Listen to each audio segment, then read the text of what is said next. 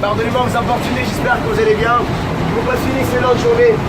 Alors comme nous avons pu le constater, aujourd'hui nous sommes en vie, nous sommes en bonne santé, nous pouvons aller au travail, nous pouvons prendre plaisir avec nos enfants, avec nos parents, avec les gens que nous aimons.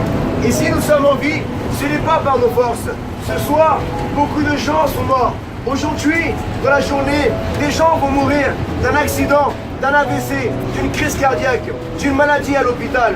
Et si nous sommes encore en vie, vous et moi, c'est que Dieu nous donne l'opportunité de nous repentir. C'est que Dieu nous donne l'opportunité de pouvoir pardonner, de pouvoir aimer son prochain, de pouvoir aujourd'hui donner ce que nous avons de meilleur à la société et surtout de recevoir ce que Dieu a à nous offrir, le pardon de nos péchés, la vie éternelle. Vous et moi, un jour allons confronter la mort. Nous sommes âgés de 20 ans, 30 ans, 40 ans, 60 ans. Mais un jour notre corps terminera dans un cimetière. La question est de savoir où ira notre âme pour l'éternité. La Bible dit que Dieu a tant aimé le monde.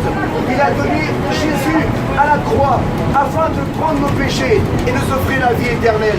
Messieurs, dames, nous sommes en 2000 ans après Jésus. Parce que Jésus a marqué l'histoire et il peut aussi marquer votre vie. Il y a un avant et un après Jésus.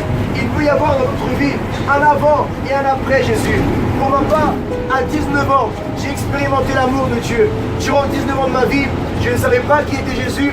Je n'avais jamais ouvert une Bible de ma vie. Je respectais les croyants, mais ça ne m'intéressait pas. Mais j'ai compris un jour que j'allais mourir et que mon âme avait un risque. Et que si je perdais mon âme, c'était pour l'éternité. Donc j'ai fait le choix d'ouvrir mon cœur à Dieu à travers son Messie, Jésus-Christ. Si vous voulez faire ce même choix que moi, sauver votre âme, accéder à la vie éternelle à travers le pardon de vos péchés, une simple prière comme celle-ci, messieurs, dames, dans votre chambre, en disant simplement: Seigneur mon Dieu, je te demande pardon pour mes péchés.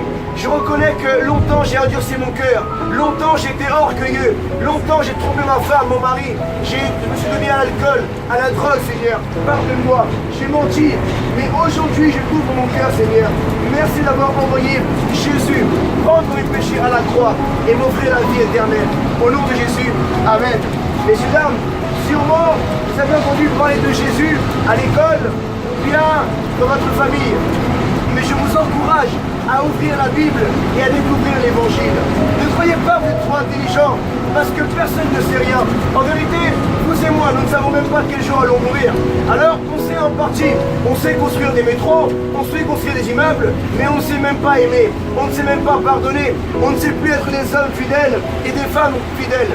L'homme a besoin, la société, la France a besoin de l'amour de Dieu à travers Jésus.